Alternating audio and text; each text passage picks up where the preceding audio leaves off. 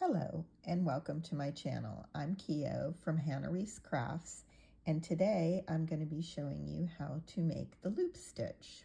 This is the stitch that I used when putting the fur on the dragon that I made. I love this stitch because you don't have to use the really fuzzy yarn, which is really hard to crochet with. So for this project, I'm going to be using some worsted weight yarn, a 4.5 millimeter crochet hook, some scissors, a sewing needle, and a cat hair brush that has some metal prongs on it. So when making your loop stitch for whatever project you need, you're going to make as many chains as you need and then add one.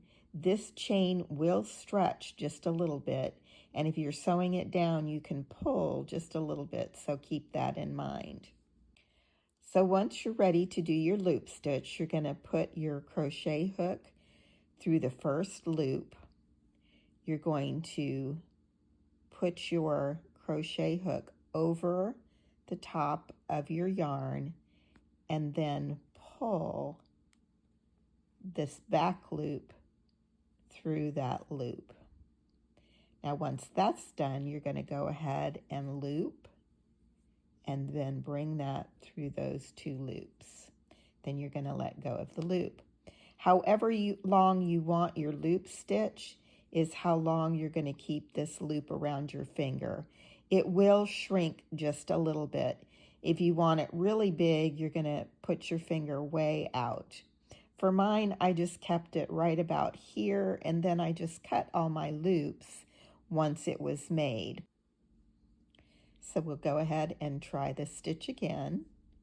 You're going to take and put your hook through the next loop. You're going to go over the top and under that back loop and bring that through. When I first did this stitch, I had a hard time getting my yarn through these two loops, and I did use a smaller crochet hook. So in the next stitch, I'll show you what I did. Now I'm going to let that loop go, and then I'm going to loop my yarn again around that finger.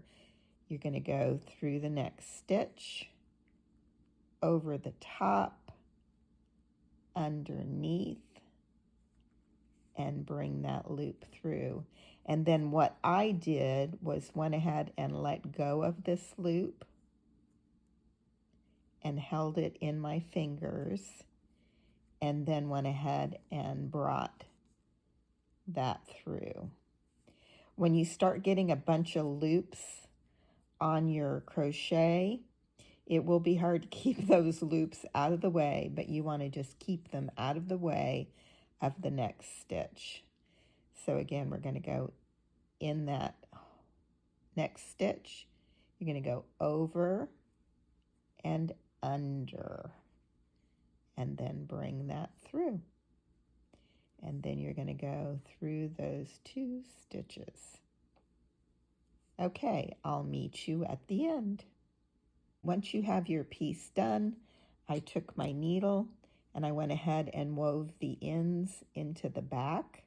There is a back and a front. And now we're ready to sew this piece on. I think it's easier to sew the piece on before you actually do the cutting and the brushing. Otherwise, those fluffy threads tend to get caught into your sewing. So now we're going to take our scissors once it's sewn on, and we're going to go ahead and cut all these loops.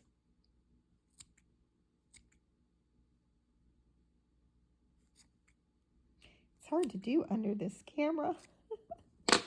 All right, once all your ends are cut, now it's time for the brush. And all you do is take and brush that yarn out. Now, you will get fuzz everywhere.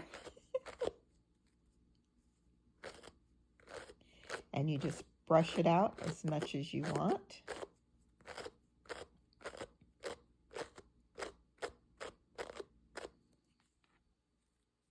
And there it is. And then what I did was I went back and I just cut all this to size, and it will still fuzz just a little bit. So I went ahead and pulled all those fuzzies out.